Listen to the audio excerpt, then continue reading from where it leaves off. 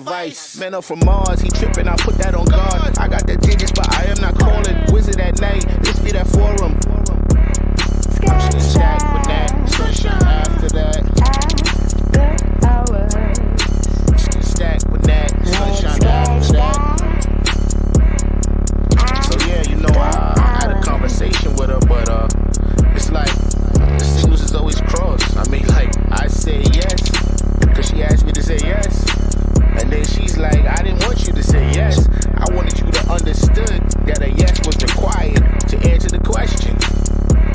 I was like, what?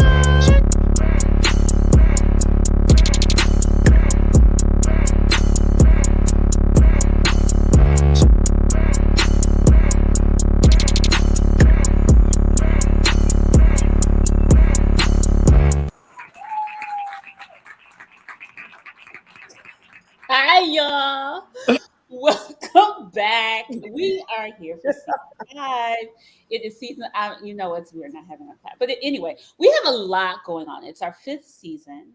I hope everybody had a great summer. We did. And so we decided we wanted to kind of kick off the season with some new things, with some traditional things. So clearly we're starting off with our show, talking about Black love and what is going on. But tonight's show is a deep one. It's a deep one. It is about the independent woman and the high value man. And is it something that is causing trauma in our community? So we're going to talk about it. We're going to talk about it. We're going to unpack it as we always do. We're going to keep it lit and enlightening. So y'all get ready, get those cocktails. We want to hear your comments and questions for the panel. And as we always do, we keep it lit and enlightening, especially enlightening tonight. So bring in my girl Sunshine. Where is she? Hey, hold on, Montaigne. We'll talk to my producer.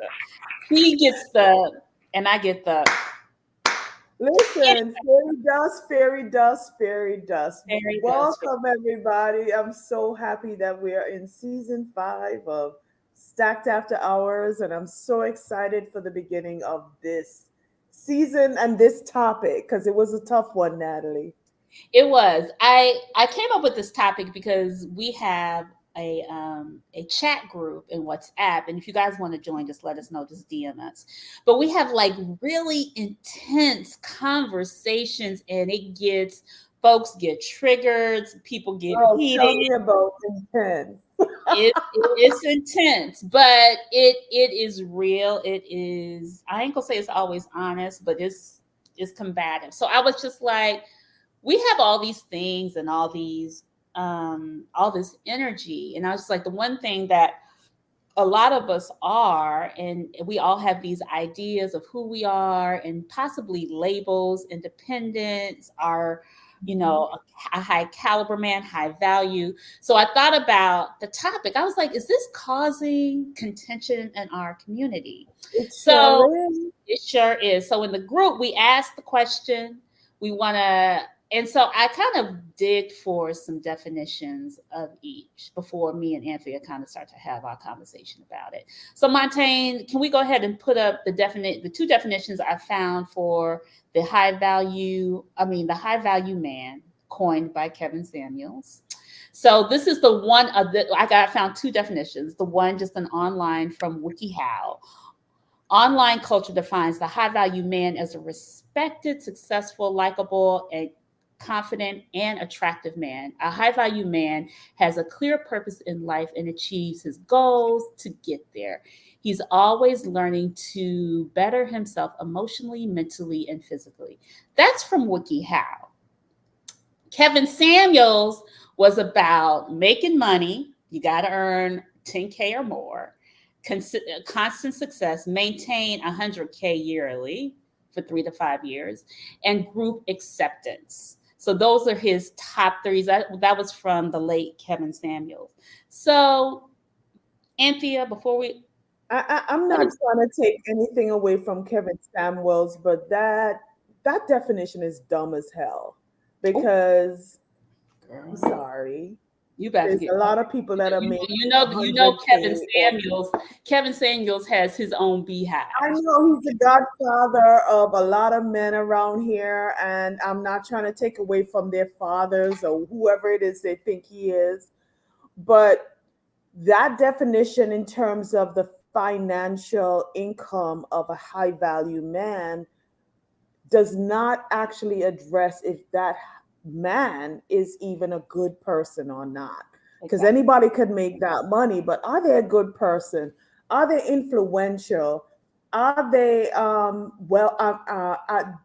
is that wealth? That's not wealth. That's just an income that's coming in. But are they building wealth for their family or for the future?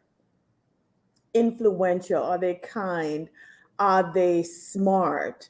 So Anthea, Can you learn when something you from think of them? There's so many other factors that come into a high value man so for when you me. think about a high value man, what is a high value? What have you dated? Have you dated a high value man or a high caliber? Let's the value thing is a little bit of a slave thing. We gonna graduate Yes, to caliber. Go ahead. yes, yes. So I just would like to say from tonight that we could bury the whole high value definition of any sort of person. The word value to me kind of emulates what it is that was happening during slavery, when the bigger the guy was, the higher the value they were um, for being bought as a slave. So I'm just gonna put that definition to rest. I am no longer, nobody come and tell me anything about any high Anthea, value. I'm sorry, I'm being what is triggered right here. I know you want to bury. Answer the question, boo.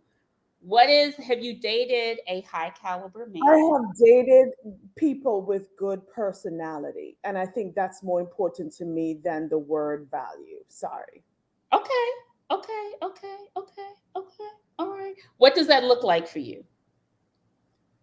Kind, What are the a kind. qualities that you deemed valuable of a So that person is kind, that person is smart. I could learn something from them.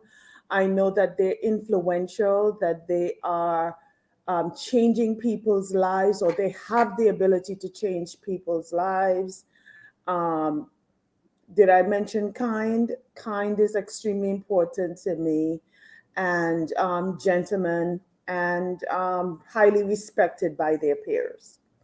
okay. All right.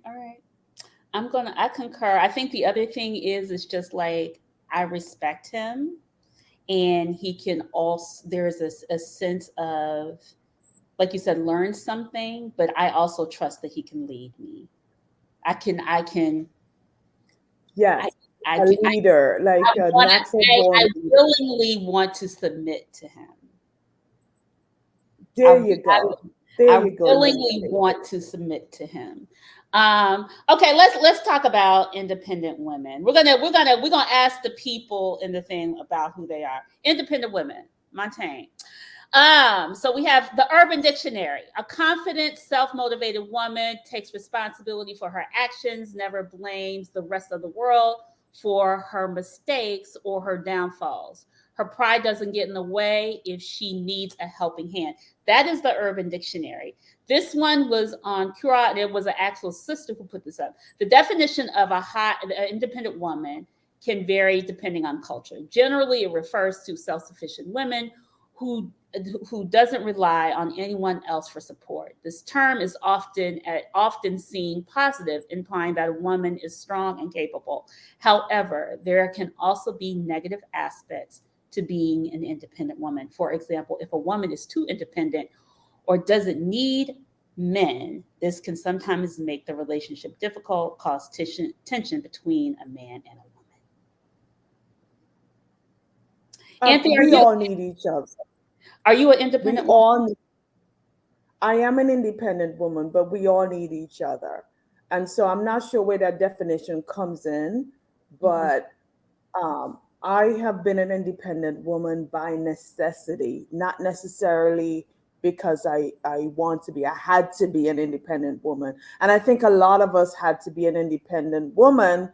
And independent woman is not a negative, it's a positive. It's the fact that we can be self sufficient and be able to take care of us, of ourselves and our loved ones if something was to happen. If that person got sick, or if that person can't work, or if that person can't bring in an income, you are that person that will be able to cover or take care of your person during that time.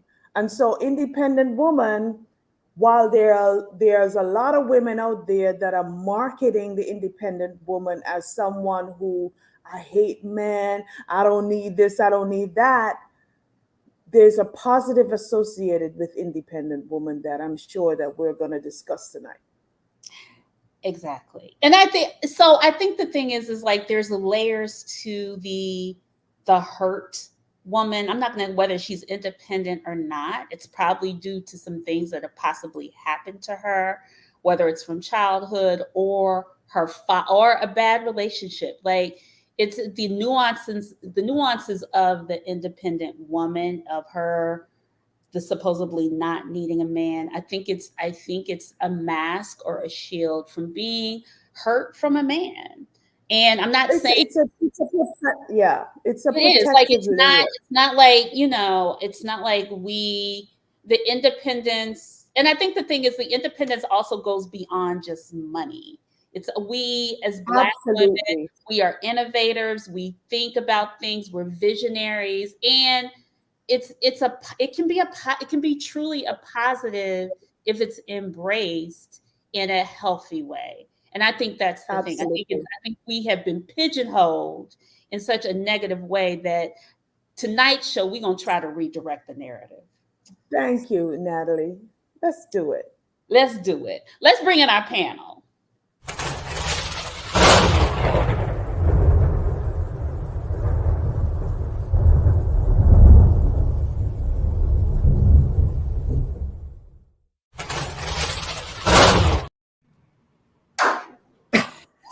Ah! You know what? You, Montaigne, I'm gonna get you. Our producer Montaigne, he's a comedian behind the scenes. So I want to introduce our panel. These are our regulars. This is our spicy panel tonight, y'all. So of course we got Miss Texas. Don't mess with Texas. Tanera Matthews. Hey, TT. Dr. Tanera Matthews. She's like, Next, we have our we call him our maestro. He's our Amadeus. He's our thinker, Mr. Malik Kayam. Hey, Malik, welcome back. Yes, and then of course our educator, our disruptor, my homeboy from from Louisville, Dr. Reggie Carwell. We call him Dr. Reggie. Hey, Quiet Storm. So we are so happy to be back. So I'm gonna jump right into this, y'all. We ain't gonna mince no words tonight. I'm gonna start with this, just like the question I asked Anthea earlier. We're gonna start with Tanera. Tanera, are you an independent woman? Absolutely. How has that played out in your relationships? Well, first, I want to say I think I came here independent. I think I was independent before I had a job or anything, because I believe being an independent woman is a mentality. And so probably more similar to the Urban Dictionary of an urban woman. Like, I don't mind asking people for help if I need help. I do think I'm self-sufficient. I do think I think for myself. I'm not necessarily a person that holds back because I'm afraid of judgment or things of that sort. I don't know if being an independent woman has played a particular role in my relationships. I think, in some relationships, unfortunately, I probably have to show my self-sufficientness more, depending on the person that I'm with. And then sometimes I've been with men that are, strong leaders I respect. and I tend to follow when I get to sit back and be more submissive. So I don't know if being who I am has dictated one specific personality across the board in my relationships. Usually it's a reflection of the man that I'm with. Okay. Tanera, can I ask what makes you feel comfortable enough to have them lead or to pull back? I What don't qualities in think those about men? being comfortable. I think we all as women, you know, I think we naturally want leaders. You know, Absolutely. we want our girlfriends to be strong women. You know, we want to work with strong thinkers and people. We want to be around people that make you stronger, make you progress. So I think if I'm with a man who, to me, is insightful and leads me to think differently or do things differently, I'm always a person that'll kind of go with that flow and allow that. Now, if someone is constantly leading me and I think he thinks backwards, or, you know, I'm going backwards in my thinking, um, and that can be a variety of things. A man who's constantly insulting others to make himself feel good, you know, a man who makes bad decisions financially, you know, all those things. I think it forces me to kind of step up and maybe say, no, I don't really agree with that decision. Can we think about this? And I do think some men, maybe that type of man, may be a little bit more uncomfortable with a woman speaking up, especially if it's going against what he thinks is the right thing to do. I think that's where the problem could come in. But if you're a true leader and everything flows and we're growing and it's moving in the right direction, I'll sit back 100%. Okay. All right. Thank you, T. Woo. That's the earful. Dr. Reggie, do you consider yourself a high caliber man? Based on the definitions that were given, the two definitions, either one. Yeah, when it comes to someone who's, emotionally, mentally, physically, aware of who he is and who's making strides to be better in those areas each and every day, I I would like to take it a step further and get into the spirituality part of it as well. I think that's the fourth component of it that was probably missing. That resonates with me when it comes to thinking of myself as a man who sees themselves as someone who has value, Mhm. someone who's a competitor, someone who's progressive, a producer, someone who uh, pursues excellence, and a leader, in my own right. So Reggie, how has that played out in past relationships when you think back? It's fit in different relationships. It's never all came together in one collective. Maybe one time, but at that time I was maybe too young to pursue it, further than what it needed to be, and I just wasn't as maybe polished enough to really carry out, all of those, those characteristics of being that type of a valuable man. I was just too young and too emotionally immature to really follow those things through. I think now in life, as things began to become more clearer, as I've grown, I think I'm finding all the stuff. Did you say bullshit? Did you? You can. This is But she called that bullshit.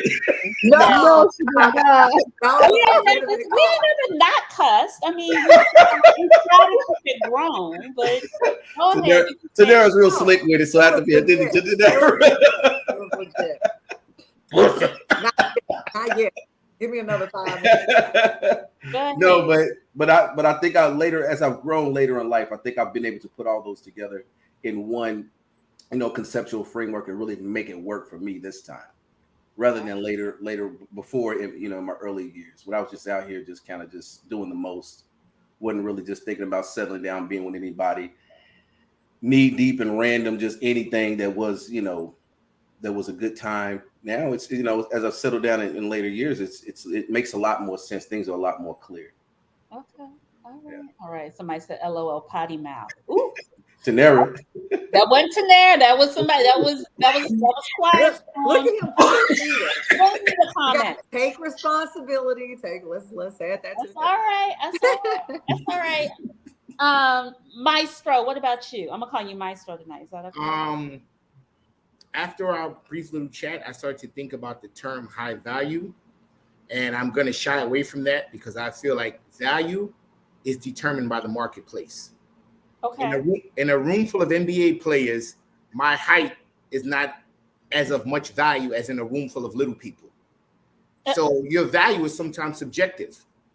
You know what I mean? Like if I'm in a room, Malik, what do you think about yourself? No. So what I'm saying is that I think I would agree with Sunshine and use the term caliber. So I consider myself like a high caliber person because that's okay. So are you a high caliber person? Yes. That's how has that played out in your relationships?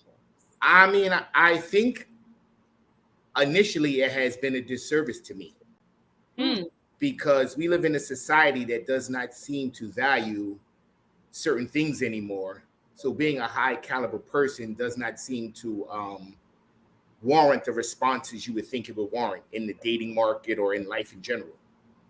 You know, they have terms like nice guys finish last. And these are all high caliber qualities to me. Mm-hmm. Like what?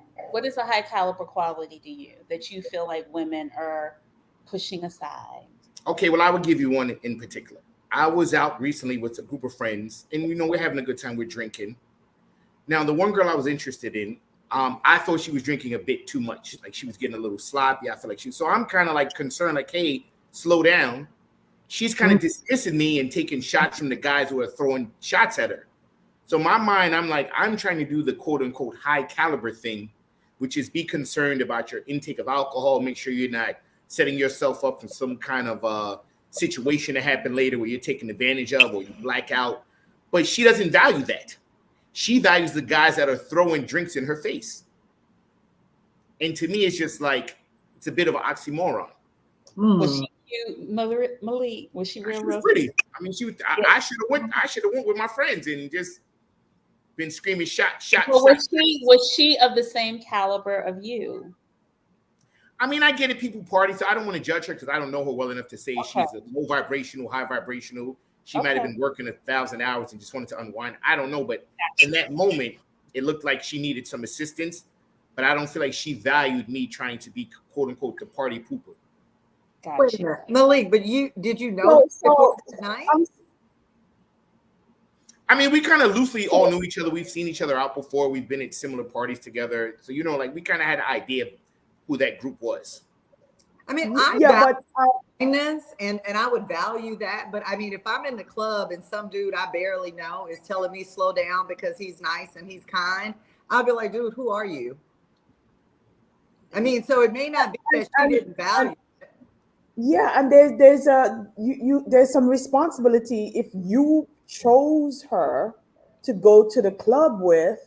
Like, what does that say about you and your choosing ability? Are you just choosing random girls and then expecting them to just conform to your whatever high caliber behavior? I didn't choose her and go with her. We were there. I didn't say that.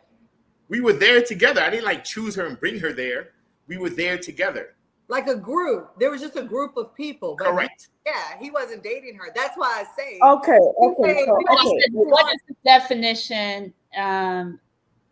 Somebody want to know, what is the definition of high caliber? It's not clear. So did they say my definition or yours? I think we kind of your definition. Your definition. My definition is it builds off of high value, which I think high value merely focuses on finances and on public perception. I think high caliber is a more internal thing, and it talks about your value system, your moral compass, the way you treat people in the world, how you navigate. So I think, you know, the caliber speaks to your qualities as an individual that tend to, you know, you tend to try to tread on a higher moral ground for certain instances without judging anyone else. You just have your own moral compass and you try to live by that. Mm-hmm. Reggie. And last night we were talking, I said, when we start talking about high value, I think people start looking at the quantitative part of it. You start adding numbers like how much money do you make a year? You know, what type of material items have you accumulated to increase your value, which we all agreed last night, money doesn't make you valuable. You know, so that's when we really said, well, that's more of a subjective term. Well, if you look at high caliber, that more is, it gives it more of a definitive way of thinking about it. High value to me is a commercialized version, you know, of what people are really out here looking for, especially, no, not this young generation, because I don't like beating up on younger people. I'm just saying that when people are out here just trying to accumulate material things, that's when we start looking at, well, he's a high value man, but what about his caliber? What about his character? You know, things like that begin to make more sense to associate with that word.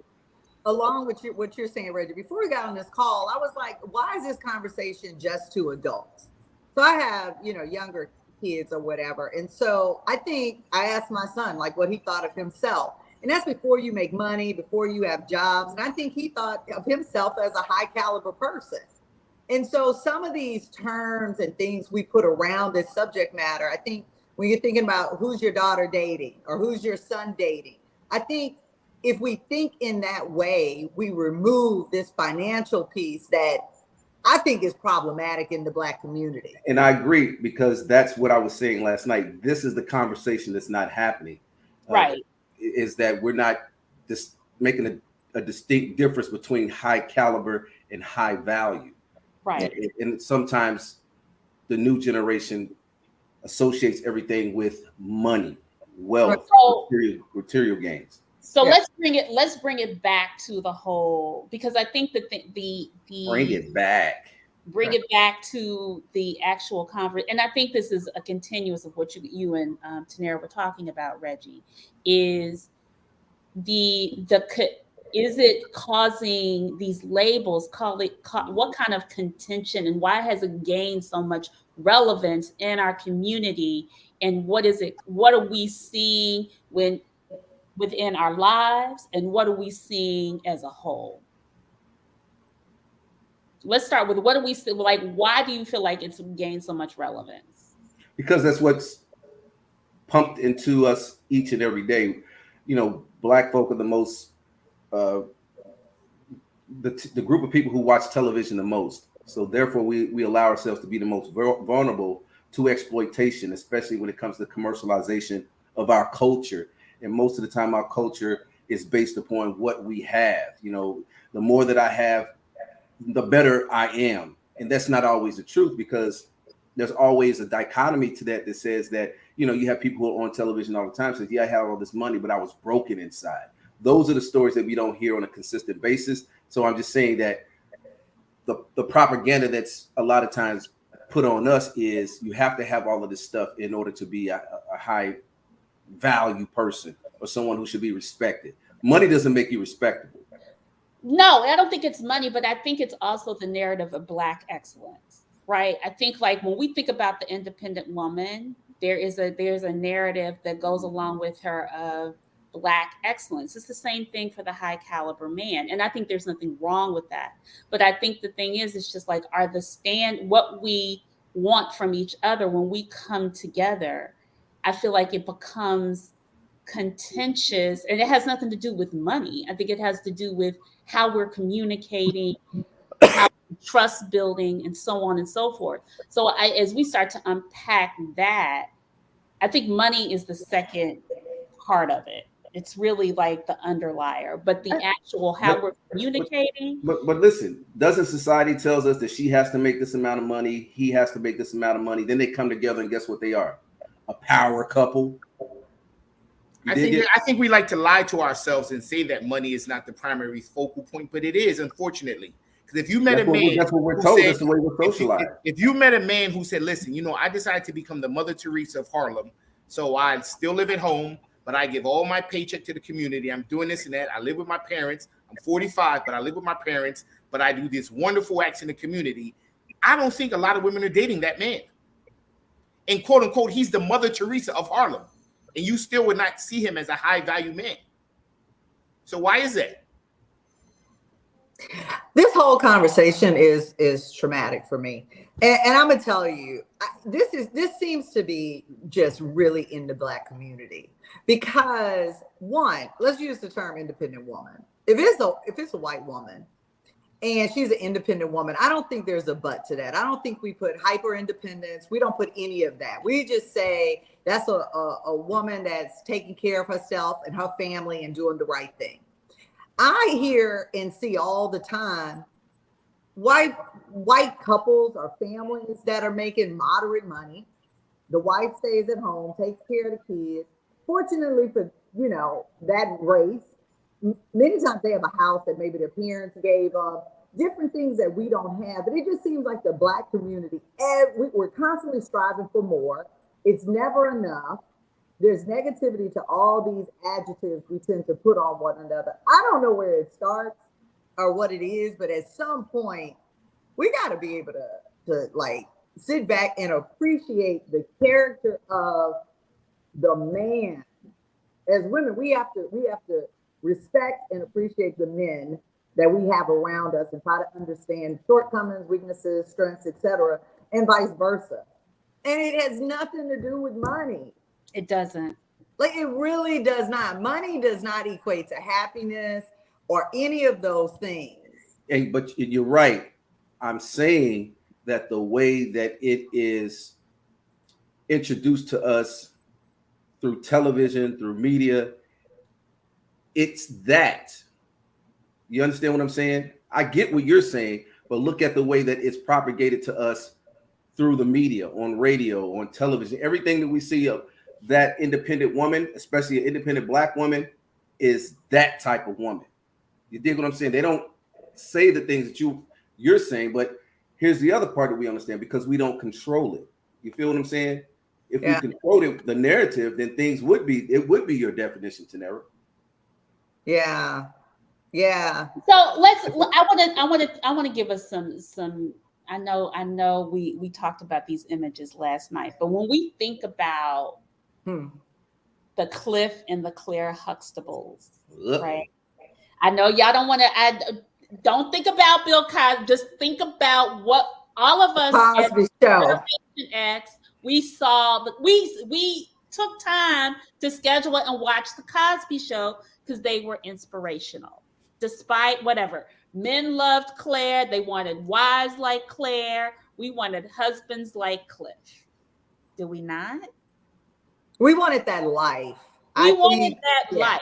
Yeah. We wanted that life. And we wanted what we saw between them. Now, the money was the effect of what gave them the lifestyle. But the love that was supposedly perpetuated was something that we desired. Go ahead. So who's the opposite of that? Is it a good times? Is it good times? No, good. I'm thinking about good times. Now, why didn't you wouldn't want James Evans? Love like James in Florida, right? He was broke. Right. Bill and Claire were a lawyer and a doctor. Right.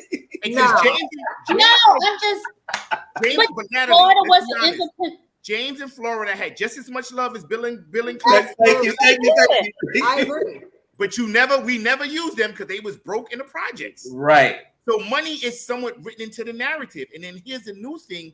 The new Claire Huxtable is the Instagram model. It's the Claire Huxtable. Wait. Huxtable. They're the ones that people want their lifestyle. Every little girl wants to be the new Cardi B because they want to be famous. They want to have money. So people are not even caring about your past anymore or your moral compass or your character as long as you get to the finish line. So Malik, so that you don't get on a whole nother tangent, let's just use Good Times. Okay. So I would say I thought Good Times was an amazing family.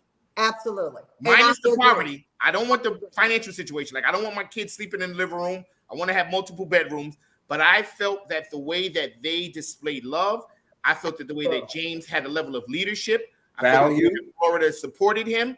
I thought it was the values they had. I thought it was a phenomenal show. I agree.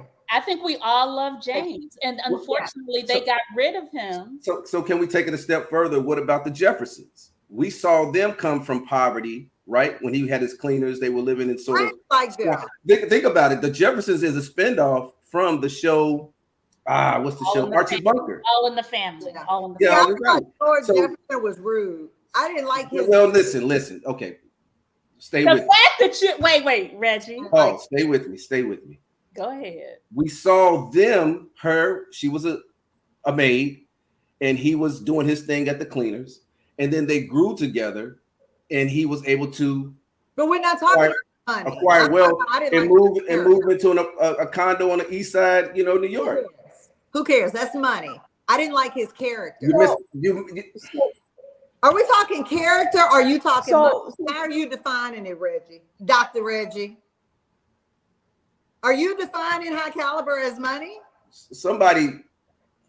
Go ahead, Reggie. No, we're talking about the relationship part. Okay, the relationship of him. Yeah. So why we're talking about the value of the people. We're talking about the values of the people. Money didn't matter. Okay, these are people who came up with nothing and they stayed together. We saw George and Weezy. They came up together from poverty, from squalor, and then they made something out of something. We see James and Florida in the projects, and then we have Claire, and then we have her husband. The wealth accumulation. But the point was that wasn't the point in everything. Money wasn't the point. It was about the love and the relationship of the people that who were married to each other, right?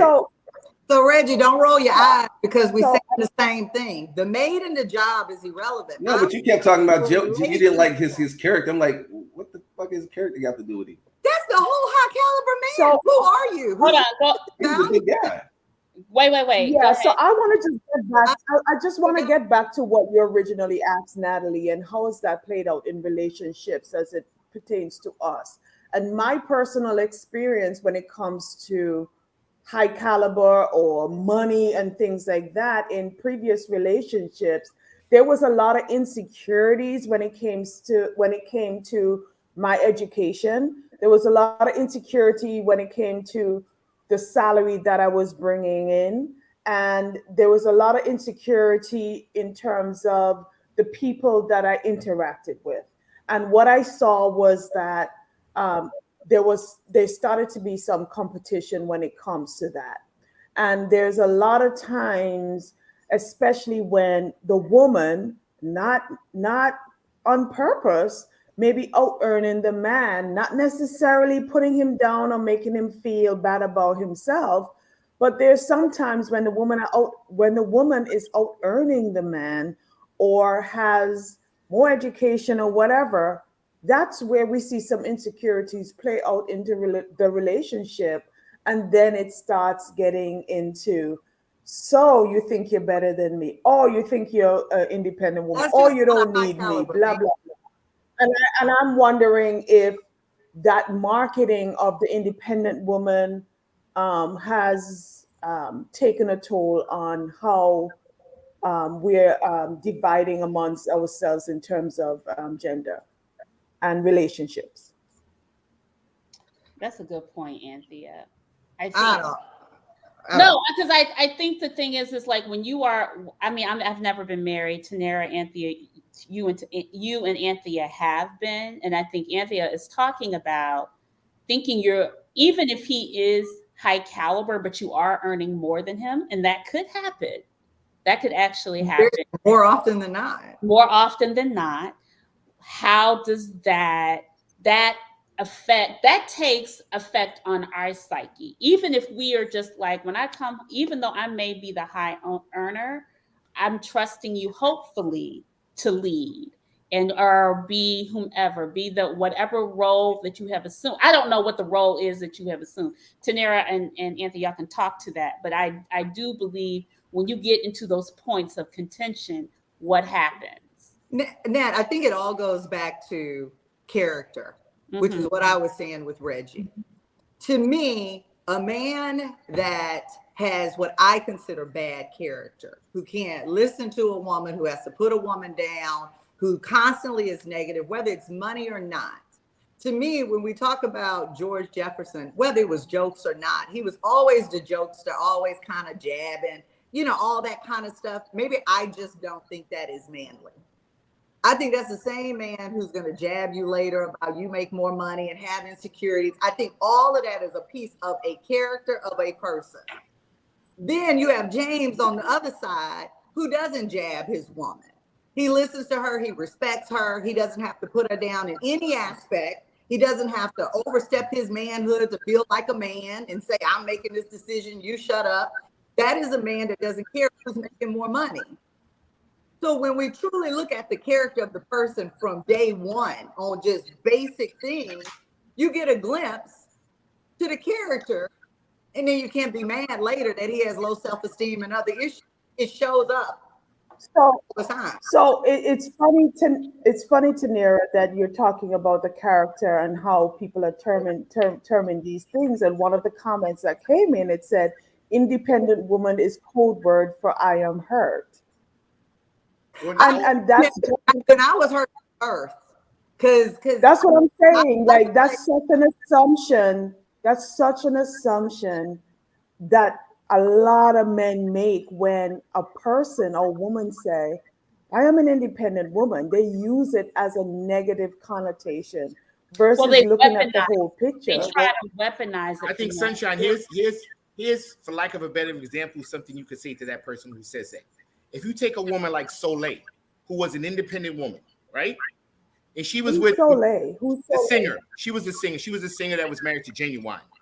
Now, she left Genuine, who would maybe be considered a high-value man, for Professor Griff, who was a high-caliber man.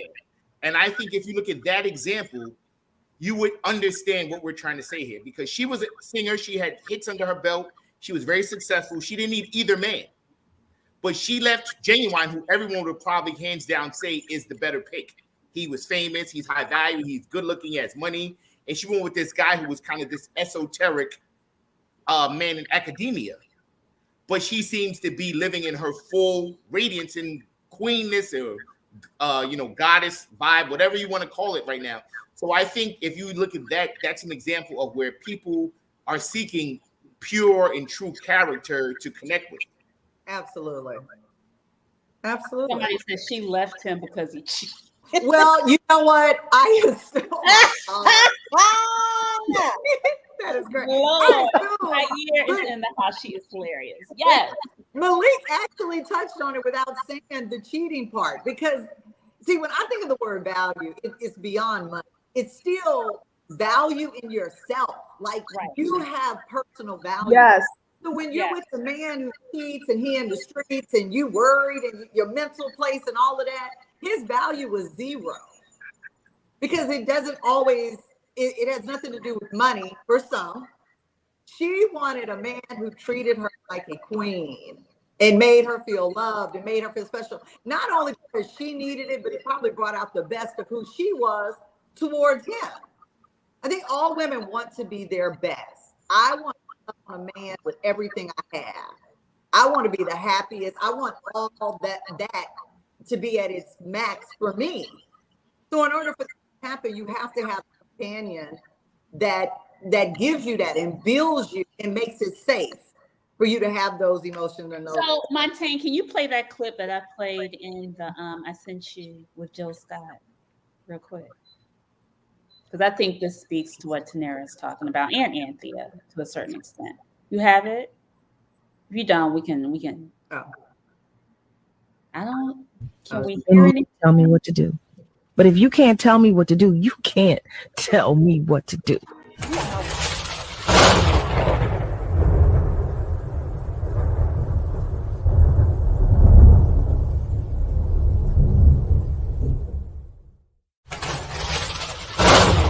All good.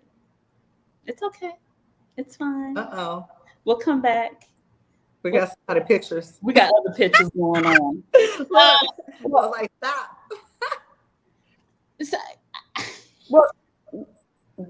what I say it like this: if you can tell me what to do, then you can tell me what to do. But if you can't tell me what to do, you can't tell me what to do. You are my woman, and I love you. But if you ever tell me that you're not speaking to me for a week again, I will drop you like a bad habit. I love it when you take charge, Daddy. I can play that man like Lotto. We all know it. He'll come crawling back on his knees any minute. I have him marching to my tune. But Listen to me.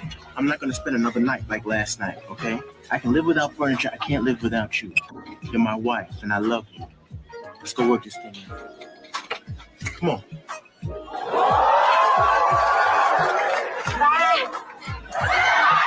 Is what I say it like this: if you can tell me what to do, to me, I think that you can tell me what to do. Of a lot of independent Black women. I'm not gonna say all, but I think a lot of sisters feel like that. Like, really, you laughing when I'm laughing. Exactly. You know why me and Dr. Reggie are laughing? Because that is the social narrative that mars the idea of independent women. Because it's almost like you want this Ike Turner-esque. Goddamn fairy tale, man. Ike Turner. You heard Dwayne. He's like, I love it when you take charge. It's like, if you ever leave me, I'm dropping you like a bad habit. That's not caring and comforting, consoling woman. He's giving her an ultimatum. He's like, yo, listen, if you ever do that again, I'm getting you. See it, no. And it's like, come on, that's what you want? That's corny. Dwayne should have had a conversation with her, like, hey, Whitley, why did you feel the need to ignore me for the weekend? What was going on through your head? What was your emotional state? Why did you think that was the appropriate reaction to my behavior? Not, if you do that again, I'm leaving you. And she's like, oh my God, thank you. Somebody said, that's not Ike. That's not Ike. That's Ike. That's why I said Ike-esque. It's not. I think maybe I just looked at it from the female, you know. Of course you did. That I think it basically what it's saying is that a woman wants a man to be a man. Maybe not in that exact scenario, but whatever it is you believe, you think. I know he said he would leave, but in the backhanded way, he was saying, don't ignore me for a week. Like, let's not play that game in our relationship. If we're in a relationship, we're going to keep open communication. I saw it different. I see what you're saying, but to me, I think the way I would have received it, because I think men speak backwards, men probably think women speak backwards. I too probably would have felt like, okay. But I think ultimately is that women want a man to be a man. Men are literal, women are figurative. You all want this, you all speak in a jaded language that we still don't understand. I don't understand. We speak in a jaded language. Yeah, it's like you all like the video clip really, that's why me and Malik, we connected non-verbally. Like that's what men do. We connect non-verbally. Like we don't have to say a lot. We just see it and just laugh. Like it was like, that's what we do. We sit back and we laugh at you all because we're like, man, whatever. You know what I'm saying? I won't say those exact words, but can I just say how? So I think for the two, can I just say how? Maybe y'all should try it. Go ahead, Anthony. No, thank you. Yeah, let me just say how I interpreted that, and what Jill Scott was trying to say is that, well, how I understood it is I prefer roles. I prefer my role as a woman. I don't want to step into the masculine role, but I have to step into it if you don't know how to lead. That's what I heard. I think it was really the Jill Scott thing. Yeah. The Dwayne and Whitney thing was like the after fact of that. But it was what to me was really, it was more powerful what Jill Scott said. Because I was just like, I get it. It's just like, we respect you when you show up in a way that is where we feel safe and protected, and we hear you and trust you. Yeah. It's all about necessary. It's how you lead. And it's just like, if we don't trust you, you can't tell us what to do. Absolutely. Didn't Jill Scott have to take a long walk somewhere? You know what? It's what that's not infinite. Are we listening to Jill Scott now? It's not going back to what I'm trying to say. Go ahead. I'm not listening to Jill Scott. I'm sorry. Malik, we can't listen to anybody on this panel either. I mean, it's still a concept, man. I mean, at the end of the day, I don't necessarily agree with that. It's masculine to lead. I know, Anthony, you kept using the term masculine. I just think whomever, if you can't lead, then I'm not going to follow.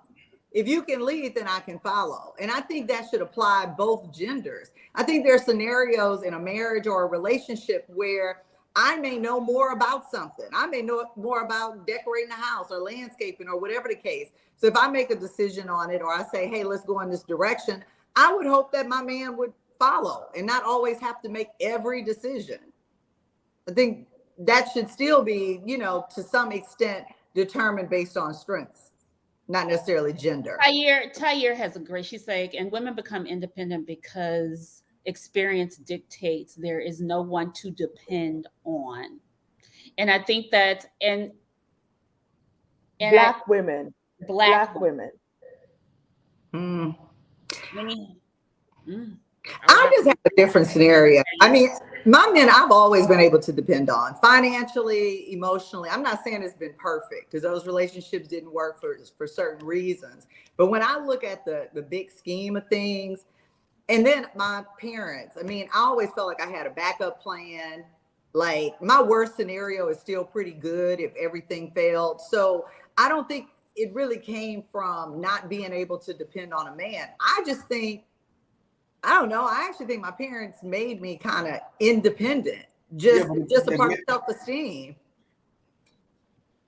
Yeah, but you're talking from a perspective of growing up with both parents, good parents. Right. And but it's so not. Unfortunately, there's a lot of us that are coming from a perspective of either broken home or like right. A household where the father was not present or a single parent household.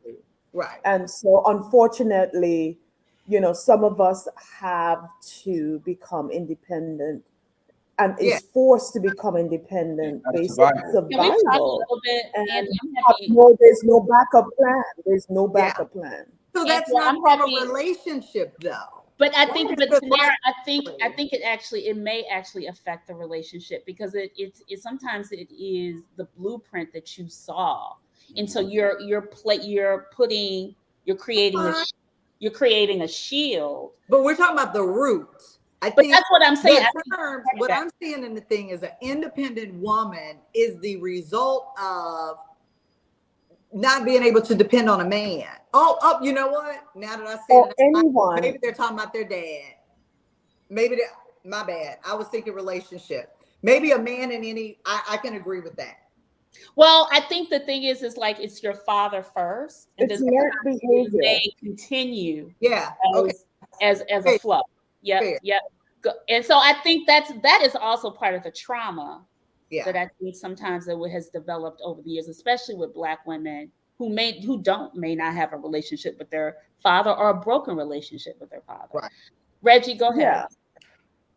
Yeah. I lost my train of thought.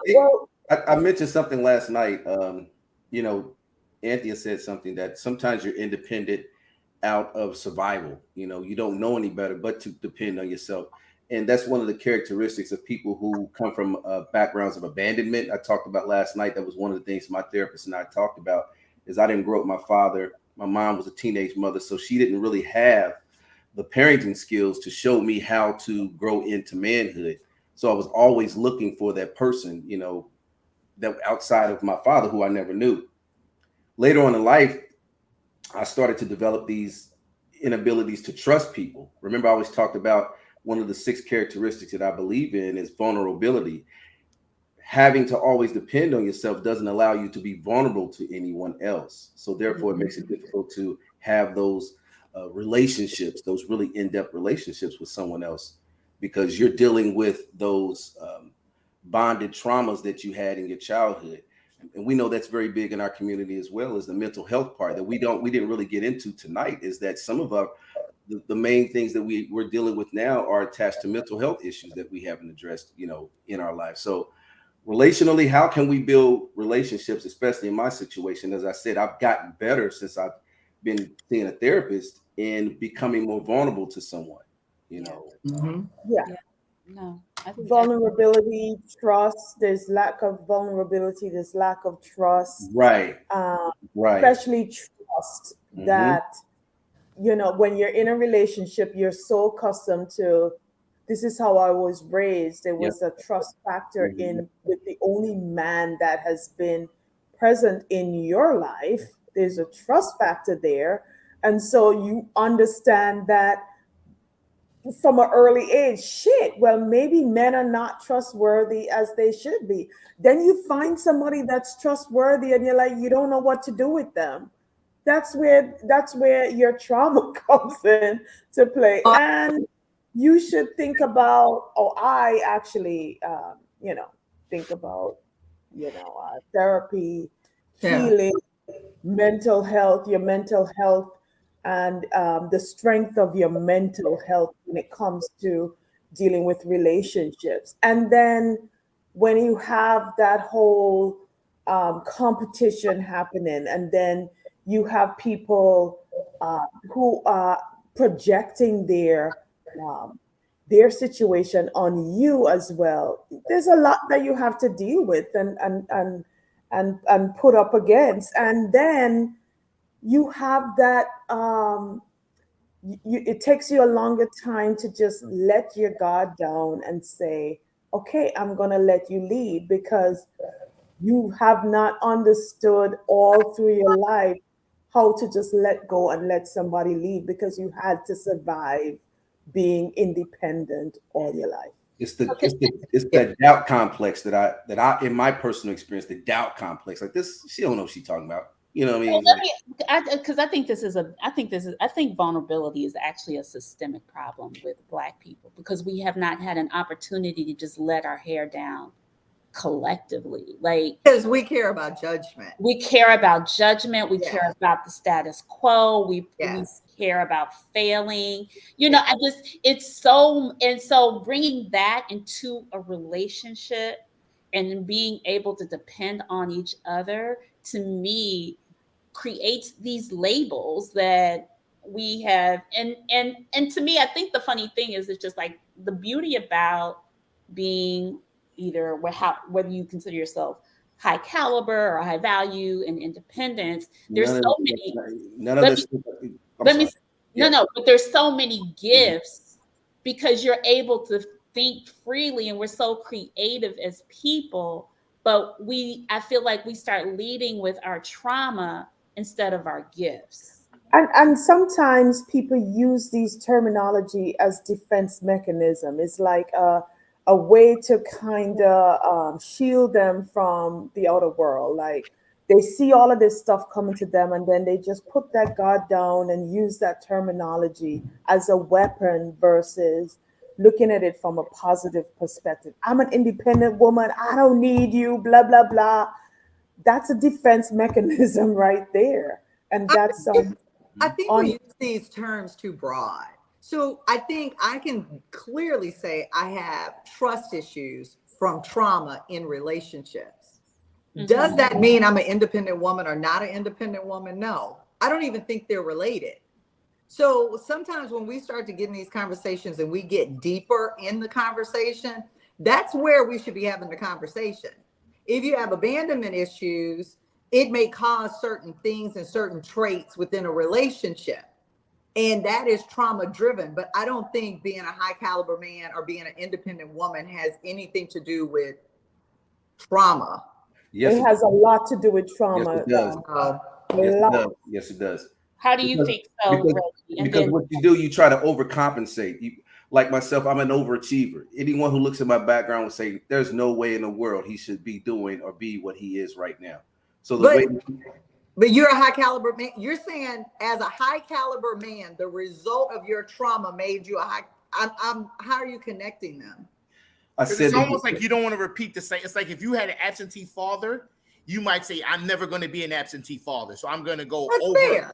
So I'm going to go above and beyond with my children. Or if your family didn't achieve, you're going to try to overachieve and get multiple degrees and amass a certain amount of money. Malik, and you want to be what the brother say? He said every man wants his child to be better. Every man wants his son to be better than what he was. And that's what I aspire to do, to say any man who's my elder will say, damn, I wish he was my son. You get that complex of it. It's like that was the way that I felt. It's like somebody's going to love me. If my father didn't love me, then someone else is going to say, damn, if I had a son, that's the type of son that I want. So that led into me trying to be an overachiever all the time, trying to pursuing excellence. You dig what I'm saying? Yeah. So that is at the point of, like I said, when you you have that going on, and then try to get in a relationship having those type of things going on in your mind. Like by picking a woman, saying that she has to be that kind of woman. You know, she has to be, you know, perfect. John Logic said, I grew up in Far Rockaway in a single parent household in the projects. Enough trauma in my childhood. Now I'm married, home owning father. Trauma works. Yeah, I feel like yes, it can motivate you, right? That's my It absolutely can. But it can be debilitating. It can be debilitating at the same time.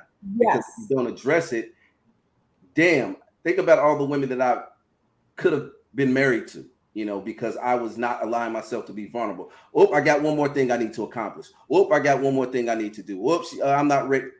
You just miss out on a lot of things because you're always constantly trying to chase, you know, chase that next goal that you have set for yourself, so that you feel like that you have to be perfect in a lot of ways. I love that. And again, I think that's the Black community. I think in the white community, they're also successful, and they're also achieving certain things, not out of trauma, but that's just their norm. So I think, again, when we have these conversations and we say independent woman, or in that whole, these concepts come from trauma, maybe majority in the Black community, but I don't think in general. No, well, and I think the other thing is like when we say independent woman, I think it's coined when we talk about the Black woman, it's a lot of us, because a lot of us are more of us are single more than ever now, right? So it's like, what is it? So I want to get back to the relationship. I mean, we're really deep into this, and when we talk a little bit about the trust of do Black women trust Black men to be leaders in our relationship, and why not? And we talked a little bit when I showed the Jill Scott clip. But I want to, for the brothers, and y'all can talk about this. Do Black men think Black women's standards are not realistic? Why or why not? No, I think. Go ahead, Melissa. I'm sorry. I think Black women's standards are somewhat realistic. I just think the standards are not realistic for specific individuals. Like, your standards have to match what you are bringing to the table. So if you are not maybe college educated, or you're not making six figures, I don't think you should demand that of a mate. It's almost like biblically where they say, be ye not unequally yoked. I don't think I could be a 2 wanting a 10. I think you can aspire to have better. You can want these things. You can evolve and grow. But I don't think you should come in the door not even knowing how to pronounce Merlot, calling it Merlot, and you wanting to go to Michelin star. Wanting to go. I don't think that. And I've met a lot of women like that have these unrealistic standards for their specific dynamic. You know, I think you should want a great husband. I think you should. And here's the thing too. I also think you need to understand what you're asking for. Because I think a lot of people request things, but they don't really, they really don't delve into what they're asking for. Like, I might ask for a woman that has all the time in the world. I might say, you know, I want a woman that just can spend 24/7 with me. I want to build with my woman. I want to bond with her, but she might be unemployed. So I think sometimes the Black community, we see shit on social media and we see things on television and we just digest it without fully understanding and doing a scholarship and research on what we want and what is required to sustain what we're asking for. Mm-hmm. So I think Black women, you know, I don't see anything wrong with people pushing above their weight. I'm not saying that they should or not, but listen, when you're negotiating, go for the higher price. I mean, if it falls low, then it falls low, but go for the highest thing on the market. Some folks have lottos. They got lotto qualities, and they always win in the lotto. How many times do men come on this show and is batting above their weight with the type of woman that they want? But they shouldn't do that either. Like I said, be ye not unequally yoked. So I think you, man or woman, you need to know yourself, know what your worth and value is, and you know that's subjective. And level seeks its water, or I didn't say like water seeks its level. So you need to find someone that you are evenly yoked with, whether it's intellectually, spiritually, mentally, emotionally, financially, and then you're going to have a great situation. Well, Malik, how boring is that gonna be when two people are on the same level and nobody can teach anybody anything? Come on. Well, it's not, because you're going to be in the same level in different ways. I might be academically, I totally you know what I mean? I might be I academically at a certain level, but you might have a different emotional intelligence than me. So when I say equal level, I don't mean equal in terms of exact salaries matching, exact education matching. I mean equality in terms of the overall holistic. You're Malik. So you're saying you're filling in the gaps that are there. Okay. And Evans Valerie said, how many, if you can bring it back up, how many relationships have you seen where the partners are equally balanced? And balance is the norm. But I think when you see like a Michelle and Barack, what'd you say? That's an example. I like what Malik is saying. I think it is more common that it's equally balanced when you marry young and you grow together. I think a lot of your norm and how you function are a little bit more balanced. Like, it can simply be, hey, I'm not going to hang out every Friday and Saturday. And you have to be with someone who, doesn't necessarily want to do that. I don't think it's always like money or everything is balanced. But I do think overall, who you are, there has to be some consistency. Like, I don't believe in cheating, so I hope you don't believe in cheating. I want to go to church every Sunday. You go to church every Sunday. I think there should be some balance, or I think the relationship, it'll be hard. If I'm going to church by myself, not raising kids with the same, values, I think it's challenging. I want to hit Reggie. What do you think about that? Are Black women's standards not realistic? I'm going to say this, and I'm going to live by this. Black love is just different, and it's different in a positive way. When we are left alone, unbothered by all of these pressures from outside society, we do really, really well. I mean, we've proven that all through slavery, Jim Crow, Reconstruction. We can do it. I just truly believe that nothing is wrong with us. Something happened to us that's making us have this battle with each other. Okay, we're battling with each other as if there's a war to win, and there's nothing to win, because at the end of the day, we're all losing. That there's no relationships, that are happening. If we can just get back to fundamentally putting all this stuff that society superimposes on Black people, saying that Black men got to have all of this, or Black women got to have all of that. And we really get back to understanding fundamentally what Black love is. And I say that intentionally, what Black love is. I think we could do a lot better than, going back and forth and trying to figure it out with these things that have absolutely nothing to do with love. That's just me. Reggie, that's a beautiful statement, but you answered the question. What is the question? The question was, I like what he said. I love what you said. That was smooth. And it was poetic, honey. That was beautifully said. But I just in your experience in dating, do you feel that our standards as Black women are not realistic for you guys? Absolutely, yeah.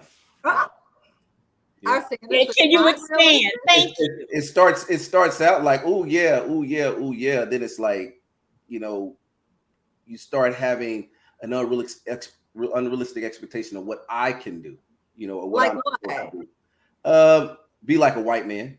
What does that mean? And have all the things that are accessible to him as a white man in this society. Like what? Access to an economy that exists that I don't have access to. So all Black women have this expectation. Okay, let me back up. I said not all, but some. In my situation, now she asked about me, and I said in my situation, a lot of times people come with this unrealistic expectation of what I am supposed to do. What is some of the unrealistic? Hold on, Tanera. What are some of the unrealistic expectations that? Because we need examples to provide this lifestyle, like this, living in this 7,000 square foot home, with 2+ cars. Are you dating young? About three trips around, European trips a year. Buying handbags, every other month. paying bills, all that kind of stuff. That's like, why do I have to do you did you ask me? Did you ask me? Like, did you start off saying you could do it and then they had that? No. It's just as time goes on, I think a lot of times women listen to other women and they say, well, girl, he should be doing more, or, he's not doing enough. That's what happens. Are these people younger or older? Young and old. Look at Janet Jackson. What has he done for you lately? She was young when she sung that, Malik. Stop it. But it still applies today. And Malik presents himself as, that is what I can buy and present to you. That's why I'm saying, if a woman is expecting that and has that expectation, are you presenting yourself in a way that makes someone say, well, you have on Gucci all day and you have this and you driving this? No? Because I mean, if a man presents himself broke, I don't know if I'm going to be like, when we getting that 7,000 square foot house? But like, let's say, Dr. Reggie, if a woman just sees your degrees like behind the wall and be like, okay, he has a doctorate, he must be doing cha-ching. I think sometimes people take the arrogance of it is when they see all of that, they start thinking, well, you could be doing more. Like, I'm happy with what I do now, but oh no, we could have so much more if you would do this. If you would go out, we can have so much more if you would write a book, or if you would go on a speaking tour. Or if you would, but wait. Maybe she sees something in you. But listen, go ahead. But think about the arrogance of that, to say I'm going to change him rather than it's not changing him. It's actually, I don't think that's the change. I'm sorry, Reggie. Saying, why can't I just be happy doing what I do? Say they want their women to uplift them and believe in them and encourage them. So now we shouldn't do that. We should just let you say that. If it's something that's agreeable, yes. But what I'm saying is the unrealistic task is when they ask me to do something that I don't want to do. I know I can do those things, but that's not what my purpose is. What I feel like that I want to be doing.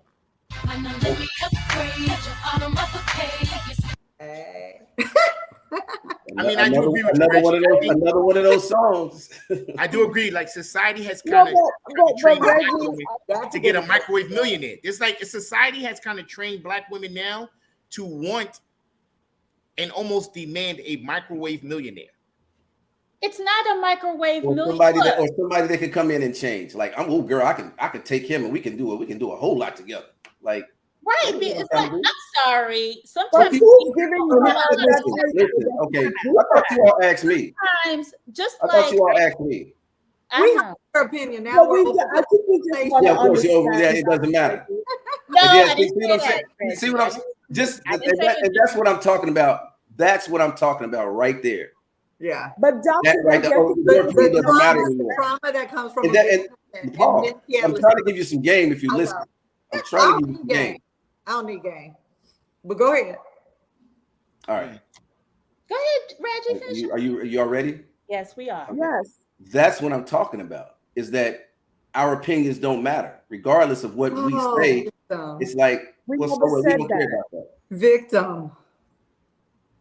Reggie, I think you just did questions to understand you just did what it is that you just scenario you just did what most men say women will do. Oh, girl, listen, ladies, don't cheat yourself, treat yourself, and listen to the game. It ain't game. What? Right. Okay. So my thing is just like, for example, by yourself. So if you have a vision, or if there's certain things you're sharing with us in intimate conversations, and we'll be like, well, babe, what do you think about this? And you may not know how to get there, but we can help you get there. Right. And it raises the standard. It can. Some men don't want to hear Listen, women. When we meet, I'm saying that we're going to talk about that and say, hey, listen, this is what I'm comfortable doing right now. Okay. All of that stuff that you think I should be doing, that's not what I want to do. I'm happy with what I'm doing right now. I love working with the population of kids that I work now. Oh, but you could be at this school, you could be lecturing, you could be doing this. Yeah, been there, done that, but that ain't what I want to do. And if you don't like it, that's okay. Dr. All right, pause. Find you somebody. Can I ask This. Find you someone that wants to do that for you. But that's not what I'm trying to do. Okay. That's not my purpose. Dr. When they push to have you do more, does that make you feel like they're not happy with where you are now, or what? Because it sounds like a little bit of a defense. That's a great question. If it's over and over again, then obviously they're not. If it's maybe one time they may bring it up, and I explain why, and we get that out of the way, then that's cool. But if it's over and over again, then you see that they have a problem with what you're doing, and then you have to address it. So I can understand I understand your perspective when you're saying that, but how you presented it in the beginning, it just sounds like people just coming up to you and saying, "Hey, you need to be making more money," after you've presented yourself as someone who is not like a baller shot caller. Right. That's how we understood it initially. Yeah. Well, that's why we were asking the question. The question is still, do Black women have too high of standards? To me, if that is what we're defining as too high of standards, which is encouraging, maybe overly encouraging, but still encouraging men, seeing something in them to do more. But I think Tanera, y'all ain't been with a kingmaker. But Tanera, I think the encouraging encouraging minus a level of emasculation is what the issue is. Like, you can encourage me all you want, but there's a level of I'm gonna tell you where the emasculation comes in. If you keep saying like, "Hey babe, you should do this instead of what you're doing now," that's a different narrative than like, "Hey, have you ever explored these other options?" Because it's almost like you're trying to put down what I'm currently doing and saying it's not enough. So if you just say like, "Hey, you know what? You're such a great orator. Have you ever thought about doing public speaking?" And I say, I do, but I'm stage shy or whatever. But that's different. It seems like he's already kind of laid out what he's done. They know his credentials, and they might be like, "Oh, well, why don't you go back to this? Or why don't you go back to that?" And it's like, because I don't want to. I did it. I'm comfortable here. This is where I feel like I'm called to service. Chill out and enjoy where we're at right now. If you don't want to roll, then kick rocks. Y'all giving me Dwayne Wade right now. You know what I mean? So I feel him in the sense that, of course, we all want to be encouraged. We want to be inspired. We want to be motivated. But there's a delicate. It's almost like someone telling you, like, "So, babe, how did you cook that food? Did you use avocado oil? I know you're trying to be healthy. Maybe you need to go back to Crisco." You know, someone insult you, trying to help you. It's not really helpful. Don't you think? I'll be biased here, but don't you hear men and women? Well, I'll just say men and women. They sit around and they're like, "Man, I sure wish, I had this," or, based on my life, we've said it today. I want to be the ideal son, or someone that, a man say, "I would be proud of you." Call me doctor. I have a doctorate degree, but I don't really go. But, call me this, or whatever your story is. And so the people around you hear your story and they encourage you based on what is coming out of your mouth. And so it's not that it's negative. It's still a reaction to the story you're telling that you may not hear yourself saying all the time. No, I agree, but I think it's a delicate delivery that's needed. That's what I will say. Oh, so the delivery. It's a delicate delivery. Like, I don't disagree. So when a woman sees something, if she hears your vision constantly being repeated, and we don't hear you putting things into action, is it okay? But that's not. Can I say this? Let me finish. We hear that you are kind of like, "Babe, I want to do this. I want to do this. I want to do this." I'm like, okay, so what do you want to do? Like, here's some things to get you started. Is that that is a standard? Because we know that's going. And Black women do that. But that's another question. I mean, that's a different type of question. No, that's the same thing. I mean, it's still a standard that we hear you. I think Black women do hear what you guys want. We do. No. You always hear men say, like, "I don't need another mother." So, like I said, it's a delicate delivery, because you don't want to sound like you're nagging. You don't want to sound like you're like, you know what I mean? It's a way you kind of transmit that information to me that's going to make me receptive to it. Go ahead. We got like content. 2 minutes. We got 2 minutes. We got to take this into the after party. This was good. Women hear what they want to So, hear. Renaissance Negro is a sensitive man, so you have to speak. Women hear what they want to hear. No, that we know we Like don't. selective, like we have selective We know we listening. don't. Selective Men hearing. that have mama issues, this is where it comes into the relationship. When you didn't get something at a young age from a woman, then you tend to put that on all women and tend to use that broad stroke of women don't want to listen, women talk too much, women da. That's from trauma. In my opinion.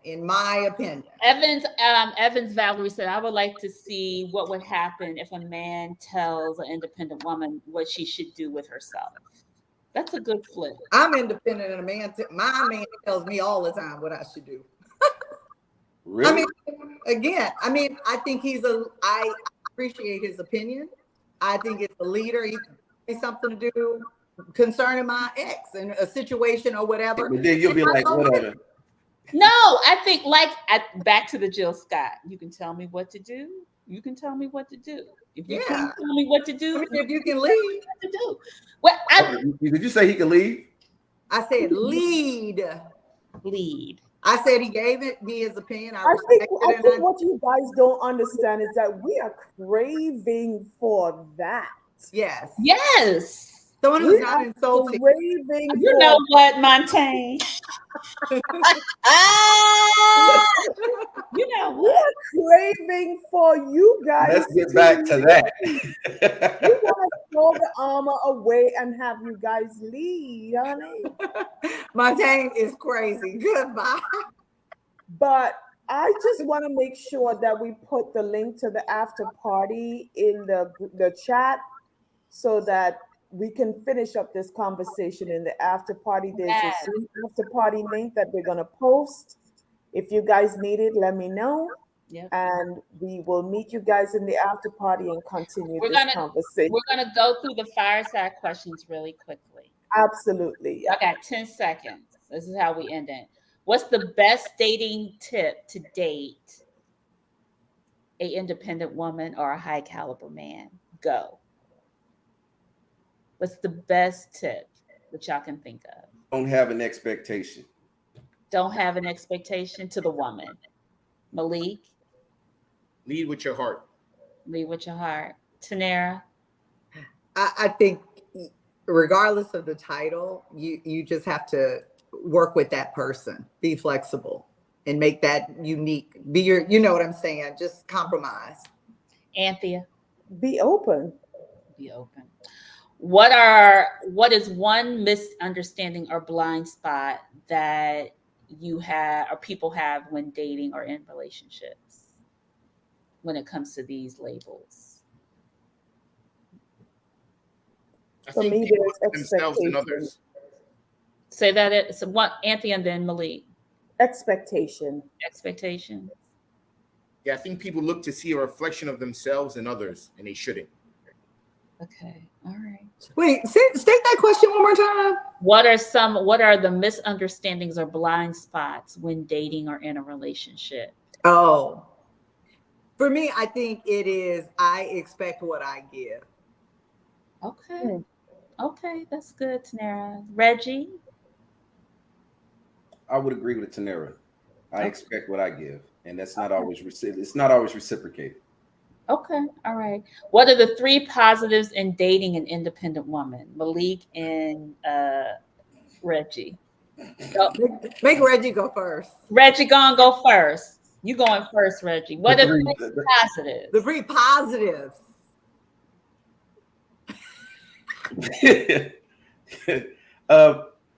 I can respect the hustle of how they got to where they are. I can respect that. Them being a woman,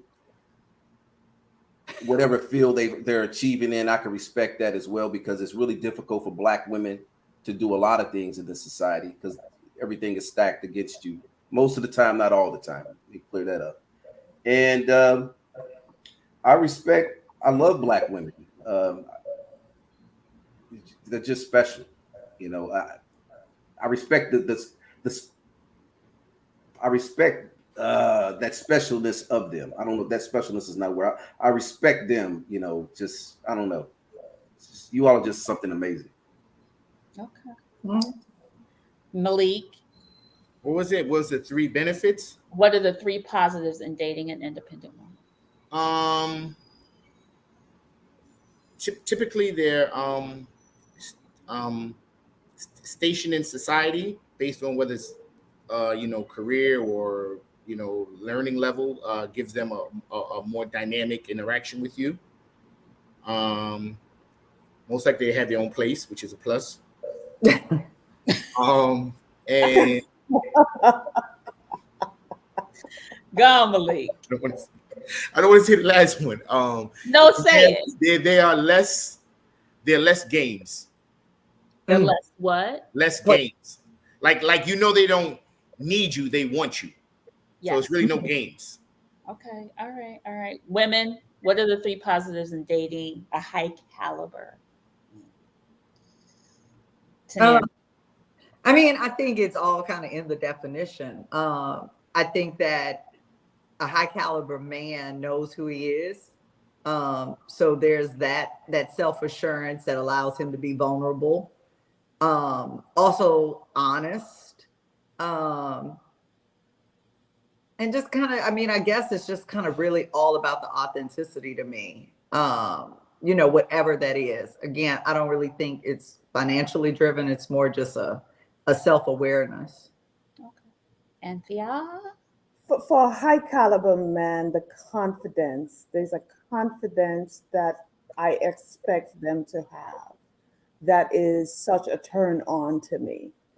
Their intelligence and what I could learn from them, their conversation and how safe they make me feel. Those 3 things I think are so important when it comes to dating someone of a high IQ or high intelligence, or which translates to high caliber. Okay. And how important is for a final question? How important is it for your partner to be equally yoked, evenly yoked? Well, in terms of conversation, I honestly don't want to talk about video games. I want to learn something from you. So it's extremely important for me and that person to be on the same level of conversation. Mm-hmm. Courage, conviction, visionary, vulnerability, simplicity, and sincerity. If I could get 4 of those 6, 4.5 of those 6, that would be great for me. Okay. She could have that. Yeah. All right, Reggie. I love how you just spewed that off. You know it, don't you? Textbook. Yeah. All right. Yeah, similar. I mean, I think like for the things that are at the top of my list, I think we would have to be equally yoked. I think if you have some of that, almost like Reggie said, if you have some, then the rest, you can work it out. Okay. Malik. You're on mute. You're on mute, Malik. I would say it's crucial. Like I don't think you're going to have a successful relationship without some level of balance. But I think it comes from more of a spiritual connectivity and emotional awareness than all the others. So I think if those 2 are in alignment, everything else will fall into place. Yeah. This conversation has been very enlightening for me, more than lit. I think about the things that all of you guys have said, and I think the one thing is like the power in who we are as Black people. Like when our independence and our calibers come together, it's fucking unstoppable. Black love, man. It is a powerful thing. I think we just kind of let it go. We have kind of let it fall by the wayside, but that's what this is for. We hope to see y'all for the rest of the year. Thank you to Nara. Thank you, Dr. Reggie. Thank you, Malik. And of course, thank you, Sunshine. We'll see you guys in the after party and see you guys next week. Thank you. And we're continuing the after party on our Zoom link. So come on in and meet these amazing folks. Thank you, guys. Bye. Bye. Bye.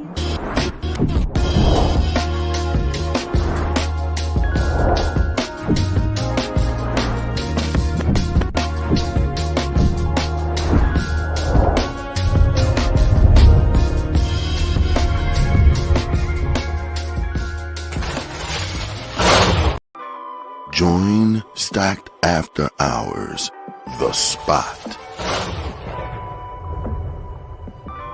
where grown men and women gather to have candid, also honest discussions about the state of life, love, and more. The Spot is a hybrid of in-person and weekly virtual gatherings. Join our Facebook group and answer our daily questions. Subscribe to our YouTube for our weekly live talk shows and join us on Zoom for our talk show after parties for lively conversations with other opinionated, grown, and sexy professionals. Just search, like, follow, and subscribe to Stack After Hours on Facebook groups and YouTube. Also like and follow our brand pages at Be Stacked Wellness on Facebook and IG. So wherever you are, at home or abroad, pull out your laptop, tablet, or smartphone and join in the conversation with the members of Stacked After Hours, The Spot by Be Stacked Wellness. See you there. As you know, and if you are new to the Stacked family, we always keep our conversations lit and enlightening.